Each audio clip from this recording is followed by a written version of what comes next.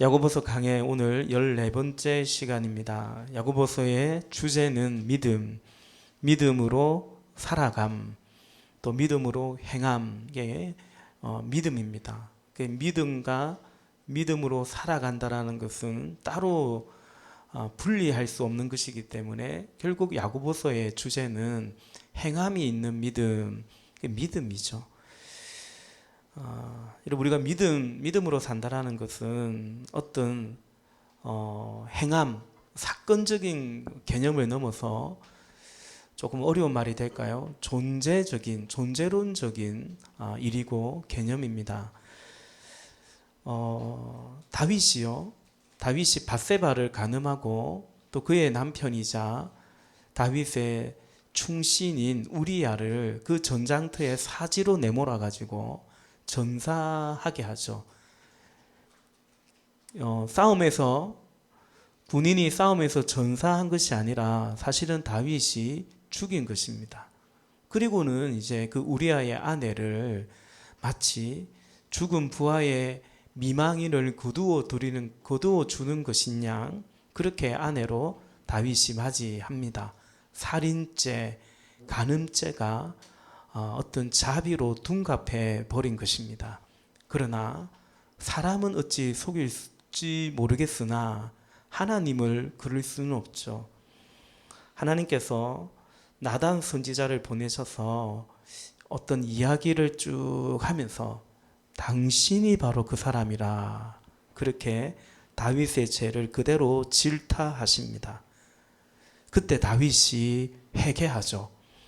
우리 그때 회개하면서 지은 시편이 시편 51편이다 말씀드렸죠. 여러분, 다윗이 지은 그 시편 51편은 다윗이 회개에 지은 시라고 그 위에 이제 표제가 붙어져 있고, 다윗이 밧세바와 간음하고 나서 나단 선지자가 와서 다윗을 책망한 이유, 그때 지은 시라고 소상하게 표제에 설명이 덧붙여져 있습니다. 다윗이 그 시편 51편에서 자신이 지은 자신의 그 사건을 자백하며 회개하는데, 그런데 더 나아가 자신이 저지른 죄만 회개하는 게 아니고 죄인인 자신의 존재에 대해서 하나님 앞에 자백하고 참회하는 것을 보게 되죠.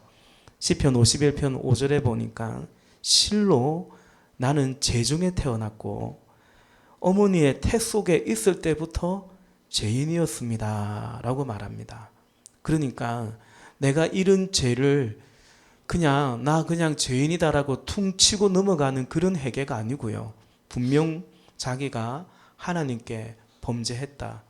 여러분, 시편 51편에 보면 다윗이 밧세바와 간음했다 이 죄만 회개하지 않습니다. 피 흘린 죄를 회개합니다. 우리아를 죽인 것을 인정합니다. 그리고 다만 밧세바에게 사람에게만 범죄한 게 아니고 주께 범죄했다라는 사실도 인정합니다. 그러니까 자신의 죄의 사건에 대해서도 분명 회개하고요, 그리고 자신의 존재에 대해서 회개하죠. 나는 실로 죄인이고 나는 죄를 지었어도 죄인이지만 나는 죄인이라서 죄를 지을 수밖에 없는 존재라는 존재론적인 회개를 하는 것을 보게 됩니다. 로마서 7장에 보면 사도 바울도 비슷한 고백을 하죠. 로마서 7장 24절에 보니까 나는 비참한 사람입니다. 누가 이 죽음의 몸에서 나를 건져 주겠습니까? 라고 바울이 탄식하고 참회합니다. 베드로전서 3장 7절 말씀에 보면 남편들아 이와 같이 지식을 따라 너희 아내와 동거하고 그를 더 연약한 그릇이요 또 생명의 은혜를 함께 이어받을 자로 알아 기이 여기라. 이는 너희 기도가 막히지 아니하게 하려 함이라 말씀합니다. 남편들아 아내와 지식을 따라 동거하고 그를 더 연약한 그릇으로 알아서 기이 여기라 이렇게 말합니다. 언젠가도 말씀드린 것처럼 아내의 존재는 더 연약한 그릇이요 남편도 연약해요. 덜 연약한 그릇이고. 결혼은 뭡니까? 그나마 덜 연약한 남자와 좀 더 연약한 여자가 만나서 부부가 되는 것이 결혼 이올시다. 결혼입니다. 아무튼 성경은 그렇게 말합니다. 과연 여자가 더 연약한가? 이거 의문이 듭니다. 어쨌든 간에 연약한 두 사람이 만났습니다. 그렇다면 존재론적으로 보면 여러분, 결혼은 행복하기 어렵습니다. 존재론적으로 보면 그렇습니다. 덜 연약한 그릇과 더 연약한 그릇이 만났기 때문입니다. 여러분, 왜냐하면 우리는 연약한 것을 교회 안에서는 그렇게들 말도 하고 배우기도 하지만 연약한 것을 품습니까? 아닙니다. 연약하면요, 밀어내 버립니다. 그죠? 저 사람 일 잘 못하면, 약하면, 병들면 잘라버립니다. 퇴출시켜버립니다. 약육 강식 같고요. 적자 생존입니다. 내가 연약하다라는 건 알아요. 그래서 내 연약함에 뭔가 좀 보탬이 되고자, 도움이 되고자 결혼을 하려고 작정을 했는데 살다 보니 이 인간도 연약하고 내 연약함도 내가 추스리고 감당하기 힘든데 이 사람 연약한 것까지도 내가 같이 짊어져야 되는 거구나. 그러니 결혼 생활이 힘들고 안 행복하고 안 행복한 걸 넘어서서 같은 말인지 모르겠지만 불행하다 이렇게 느끼는 거죠. 누가 나빠서가 아니라 우리 존재가 사실은 그렇습니다. 다다음 주에 우리 간사님 결혼하는데 그죠? 자, 그런데 그렇지 않은 분이 있습니다. 제가 언젠가 제 기억에는 우리 해리 자매 결혼할 때 이 말씀 나눈 것 같아요. 그렇지 않은 분이 있습니다. 로마서 5장에 보니까 로마서 5장 6절에 우리가 아직 연약할 때에 기약대로 그리스도께서 경건하지 않은 자를 위하여 죽으셨도다. 아멘. 연약할 때, 경건하지 않았을 때, 우리가 아직 죄인 되었을 때에, 우리가 하나님과 원수 되었을 때에 우리를 위하여 죽기까지 사랑하신 분이 계신데 그리스도께서, 주님께서 그리 하셨다라는 것입니다. 결국 그래서 예수님이 아니고서는요, 우리는 연약하기 때문에 더 품고 살아간다 이런 거 없는 겁니다. 예수님이 아니고서는요. 그래서 이제 예수를 주로 고백하는 주의 교회를 향해서 성경은 이렇게 말하죠. 고린도전서 12장 22절 23절에 보니까 그뿐만 아니라 몸의 지체 가운데서 비교적 더 약하게 보이는 지체들이 오히려 더 요긴합니다. 그리고 우리가 덜 명예스러운 것으로 여기는 지체들에게 더욱 풍성한 명예를 덧입히고 볼품없는 지체들을 더욱더 아름답게 꾸며줍니다. 이렇게 말합니다.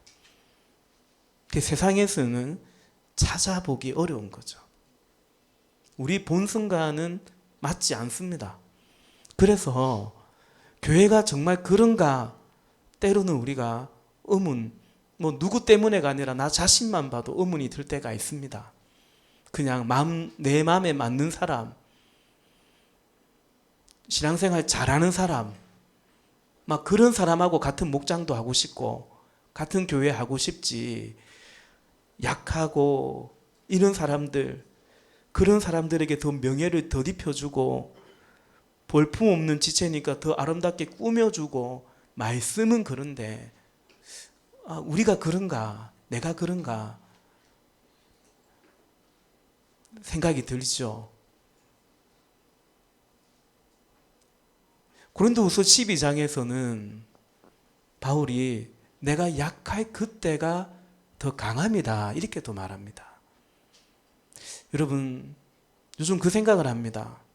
약하구나. 약하니까 약해버리고, 강하니까 그 강함으로 또 그냥 그걸로 살라 그러고. 신앙은 그게 아니죠. 신앙은 역설이죠. 약하니까 주님을 더 의지함으로 결국 강해지는 것이고, 그래서 나의 약할 때가 곧 강함이라고 고백하고 살아가는 것. 사랑하는 여러분, 약하기 때문에 약해지지 말기 바랍니다. 약하기 때문에 더 강함이라 말씀하시는 이 신앙의 진리의 이 역설의 이 진리와 은혜를 우리 삶 가운데 경험할 수 있기를 주님의 이름으로 축복합니다. 우리는 어떤 사건적인, 그래서 그 사건이 조건이 되는 그런 사랑이 아니라 존재적인 사랑을 입었습니다. 죄인인데, 그럼 죄인이라는 죄를 지은 사건과 그 조건이라면 사랑받을 자격이 없는데, 그런데 경건하지 않은데 약한데 그런 우리를 사랑하는 존재론적인 사랑, 하나님 사랑, 헤세드를 입었습니다. 그 안에서 우리 안에 일어나는 회심이 어떤 사건, 내가 지은 죄에 대한 그 회심을 넘어서 존재론적인 회심을 해야 하고 존재적 변화를 경험하면서, 그래서 내가 병들어 있는데도 불구하고 내 존재론적인 변화를 경험할 때에 주님께서 우리에게 나의 은혜가 너에게 족하다라고, 내 은혜가 네게 족하다라고 말할 때 나는 여전히 병들어 있고 나는 여전히 약하지만 존재론적인 하나님과의 관계 안에서의 그 존재론적인 회심의 역사로 말미암아 주님의 은혜가 우리에게 충분하다고, 그 존재 안에서 우리는 지난 주일 말씀처럼 헤세드 같은 충성을, 존재론적인 충성을 해가는 것이 그리스도인의 삶인 것입니다.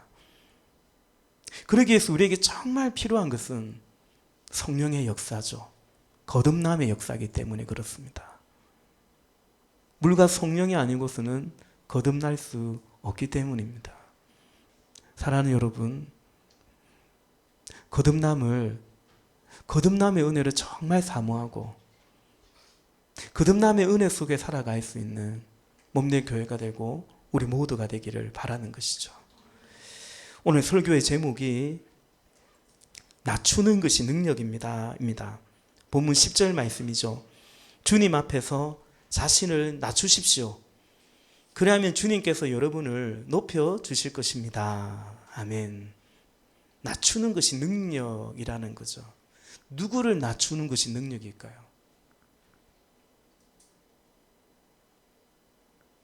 우리는 이렇게 은혜를 입어가지고요, 어쩌다가 이렇게 은혜를 입어가지고 우리 자신을 낮추는 것이, 나를 낮추는 것이 능력이구나, 그러면 하나님께서 높여주시는구나, 이렇게 이제 이해하고 인정하고 고백하는데, 우리가 살아가는 세상은 그렇습니까?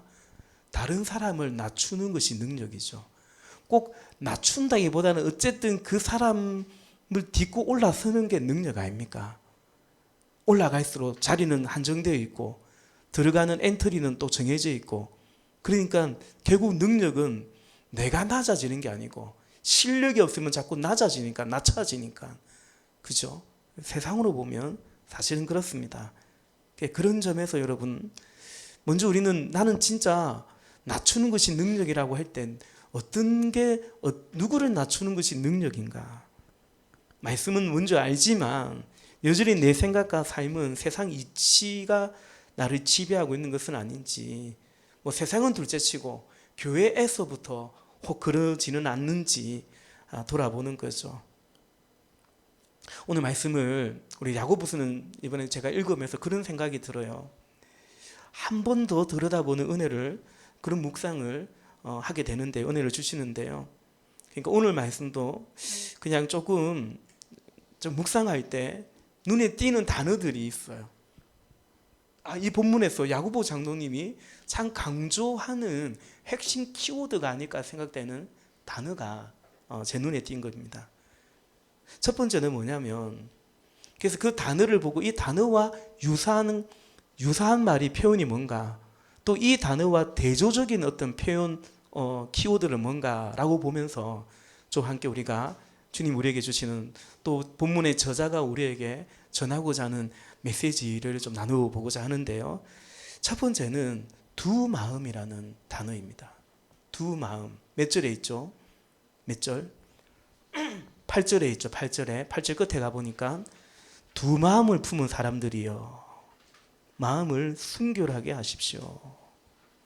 여러분 여기 두 마음과 유사한 단어가 오늘 본문의 4절부터 10절까지 본문인데 두 마음과 유사한 단어가 어떤 단어 같습니까? 두 마음을 품은 사람과 비슷한 표현이 어떤 것 같습니까?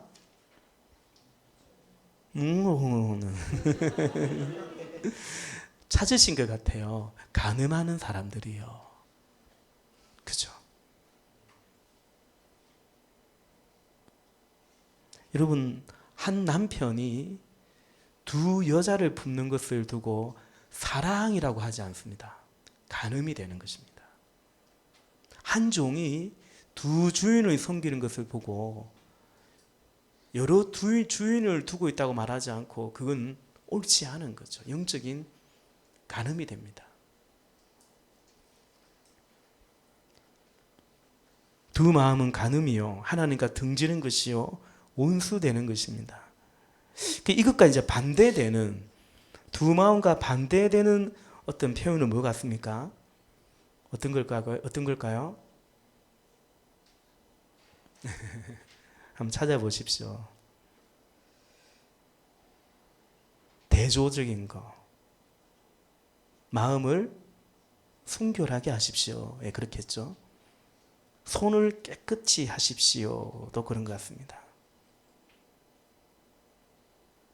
또 한 가지는 본문에서 중요한 단어를 하나 더 찾아보면 제가 찾아본 단어는 교만이라는 단어입니다. 교만. 6절 끝에 보니까 하나님께서 교만한 자들을 물리치시고, 자, 그럼 이 교만과 비슷한 성격의 유사한 단어, 존재, 표현이 있다면 어떤 걸까요? 뭐 같습니까?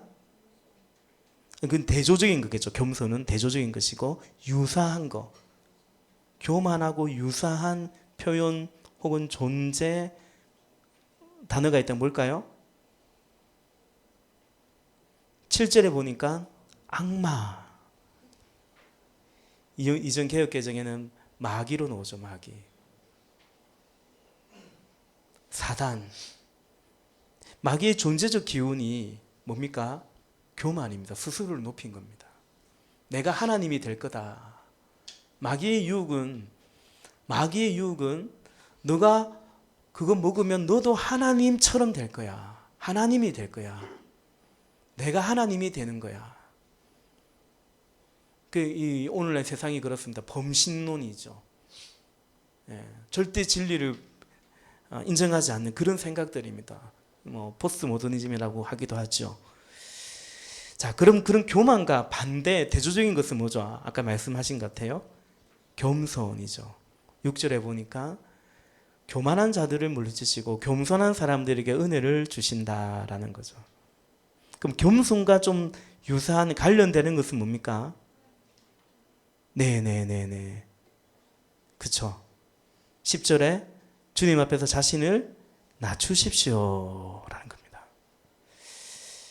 또 거기에 앞서 겸손과 관련되는 표현이 뭘까요? 교만은 악마와 유사했다면 겸손은 그 앞에 하나님께 복종하는 것입니다. 그것이 겸손입니다. 여러분 이렇게 정리가 됩니다. 하나님께 복종하는 것이 겸손이라면 하나님께 복종하지 않는 것 혹은 그런 이유가 바로 교만 때문일 때가 많습니다. 우리의 불순종은 교만 때문일 때가 있습니다. 순종하는 것보다 하나님 말씀대로 사는 것보다 이게 순종인데 이거보다 더 다른 선택을 할 만한 어떤 이유가 있는 거죠. 순종이 아닌 다른 선택을 한 이유가 있는 거죠. 그 이유, 그 생각은 다양할 수 있는데 그것의 뿌리로 찾아가 보면요, 교만이기 때문에 그럴 경우가 많습니다. 그래서 여러분, 오늘 결론이 8절 말씀이에요. 8절 말씀에 하나님께로 가까이 하십시오. 그리하면 하나님께서 가까이 오실 것입니다 라는 것입니다. 여러분, 결과적으로 오늘 야고보 선생이, 야고보 장로님이 말하는 것은 뭐냐면 하나님께로 가까이 가라는 것입니다. 그리할 때에 10절 말씀처럼 주님 앞에 머물게 되죠.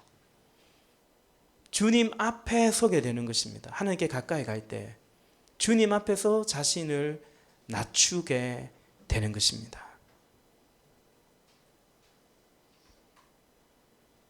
그리고 내가 아니라 주님께서 높여주신다 말씀하고 있습니다. 말씀을 이제 좀 정리하면서 한 두 가지 적용점을 좀 나누고 싶습니다. 우리가 믿음으로 산다는 것은 결국 여러분 뭡니까? 믿음은 하나님과의 관계라고 누차 말씀드리죠. 믿음은 하나님과의 바른 관계입니다. 그 하나님과의, 그래서 믿음으로 산다라는 것은, 믿음은 하나님과의 관계인데, 그런 믿음으로 산다라는 것은 하나님과의 관계가 내 삶의 다른 어떤 관계보다 더 중요한가? 그게 이제 믿음으로 사는 결과가 되겠죠. 그 하나님과의 관계가 실제로 내 삶에 어떤 작용이 되고 있는가?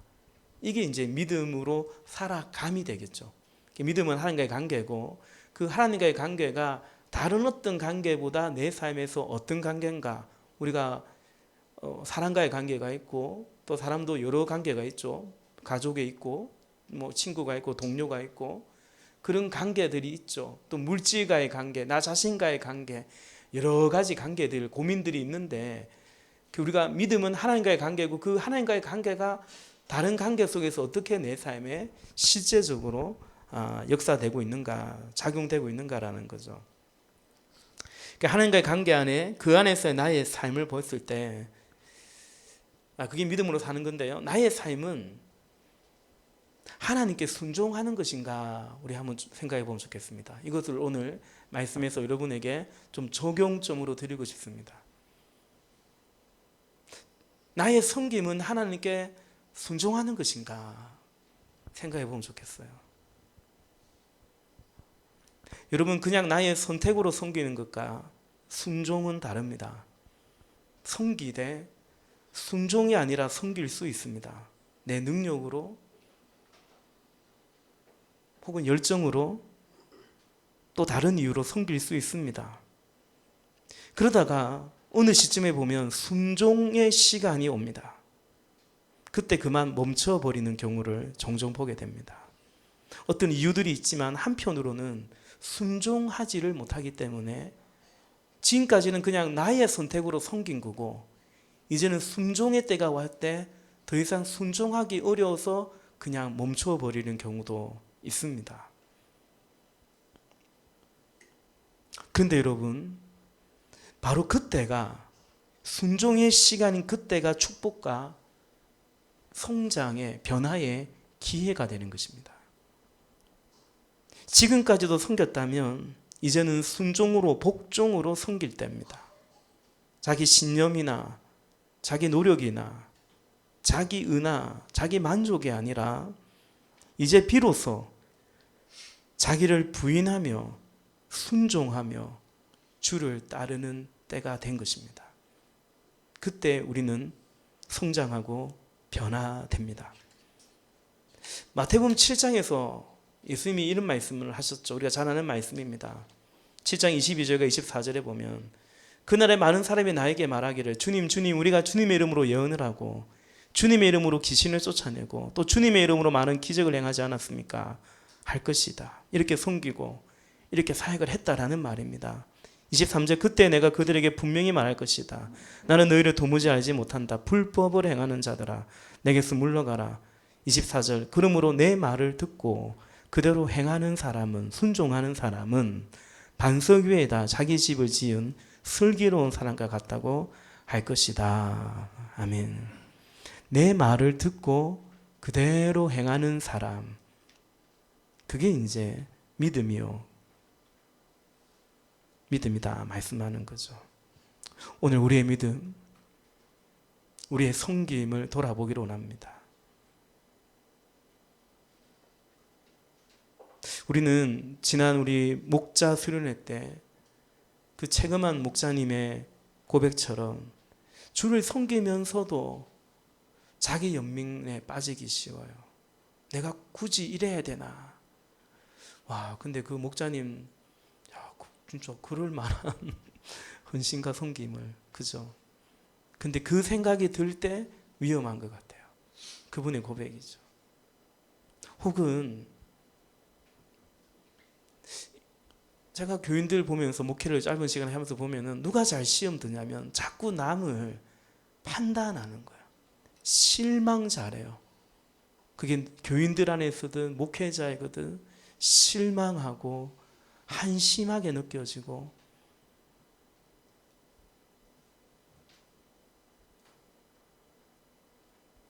사실은 본인 안에 교만이 있어서 그런 것 같아요. 순종이라는 말을 그냥 권위적인 말로 여기고 또 순종한다는 것을 마치 자존심 상해하듯이 하는, 내 자존심이 허락하지 않는 같은 그렇게 머물러 있는 분들을 안타깝지만 보게 됩니다. 우리의 섬김이 순종의 그 순종의 말씀에 순종하는 그런 섬김이어야 된다. 두 번째, 마지막으로 오늘 말씀 안에서 적용점을 본다면 우리가 믿음으로 살고자 할 때, 하나님과의 관계 안에서 살고자 할 때, 그래서 결국 나는 낮아지려고 하는가 아니면 더 높아지려고 하는가라는 거죠. 이게 단순히 높고 낮음이 아니라 우리는 당연히 높아지고 싶죠. 둘째 하늘의 지배 속에 산다면 당연히 그렇죠. 우리는 둘째 하늘의 지배와 지배 속에 있는지 셋째 하늘의 하나님의 통치 속에 있는지 사실은 그 길로까지 확장해서 생각해 볼 필요가 있습니다. 이것이 마귀를 대적하는 것의 결정적인 것입니다. 우리가 낮아지려고 하면 우리는 스스로를 높아지려고 했던 마귀를 대적하는 겁니다. 마귀를 대적하는 거죠. 반대로 마귀를 대적하는 것이요, 또 우리가 낮아지고자 할 때 우리는 겸손함으로 하나님께 순종하고 또 하나님과의 관계 안에서도 결정적인 것이 되는 것 같습니다. 사랑하는 여러분, 하나님은 우리를 사랑하시고 우리에게 복 주시고자 우리를 낮추십니다. 신명기 8장 16절 말씀에 너 조상들도 알지 못하던 만나를 광야에서 네게 먹이셨나니 이는 다 너를 낮추시며 너를 시험하사 마침내 네게 복을 주려 하심이었느니라. 아멘.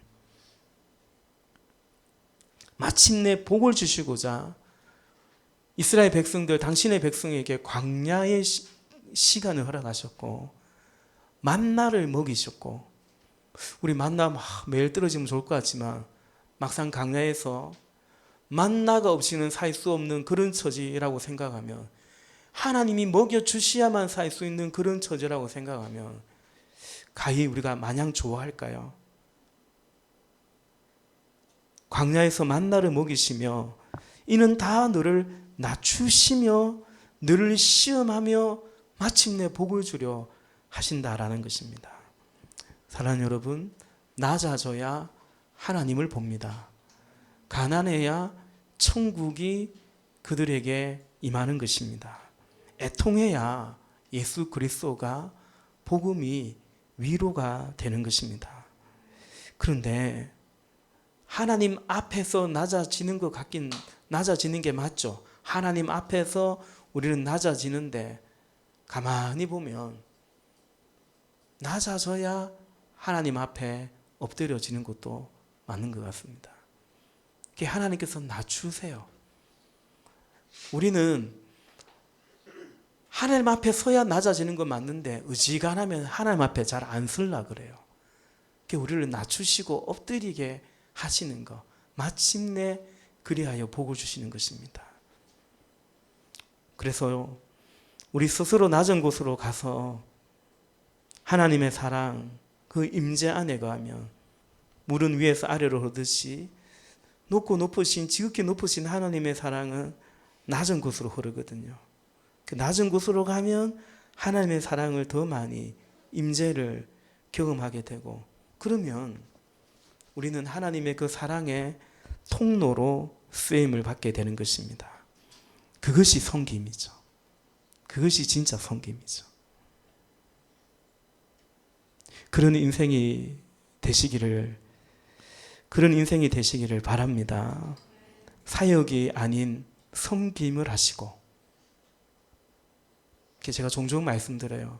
막 무언가를 하는데요. 무언가를 하는데 어쩌다 보니까 그냥 섬기는 것이 아니고 사역이 되어 있는 것 같아요. 우리가 어떤 공헌을 딱 하면요. 어떤 공헌은 공헌을 이용하는 자를 위해서 공헌이 돌아가기도 하고, 어떤 공헌은요. 그 공헌을 관리하는 자가 편하도록 공헌을 해놓은 데가 있어요. 그렇죠? 근데 그 공헌을 관리하는 자가 관리하기 좋게, 교회도 마찬가지죠. 관리하기 좋게 하려고 하면 공원에 사람 오는 것도 안 반가워요, 사실. 적게 오면 좋은 거예요. 우리가 주의 일을 할 때도요, 그럴 수 있습니다. 뭔가를 할 때 하긴 하는데 할 수 있으면 좀 덜 수월하게, 할 수만 있다면 내가 하기에 용이하게 계속 자기 중심으로 섬김을 하는 거예요. 그게 안 되면 불평이 쌓이고요. 그런 섬김을 하면 안 됩니다. 만약에 그런 마음이 계속 들면 섬김을 잠시 내려놓는 것도 지혜입니다. 빌립보서 2장에 그리스도 안에서 무슨 근면이나 사랑이나 뭐나 교제할 때 일이 중요한 게 아니고 어떤 마음으로 해야 되는지를 말씀하고 있는 것처럼 그렇습니다. 또 이 말씀만 듣고 또 그래 내려놓자 이러지 마시고, 그래 기도해야 되죠. 그래서 기도해야 되는 거죠. 딱 그냥 다 넘겨버리고 그냥 이 말씀 하나 딱 붙잡고 오늘 나보고 하시는 말씀이다 이런 생각하지 마시고.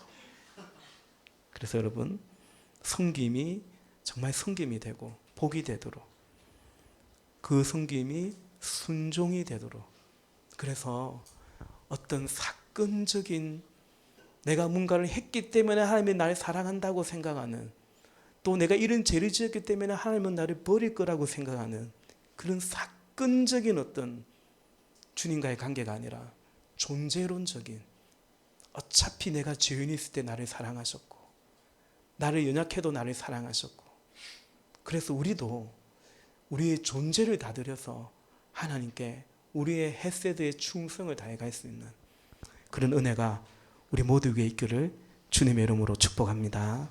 기도하시겠습니다.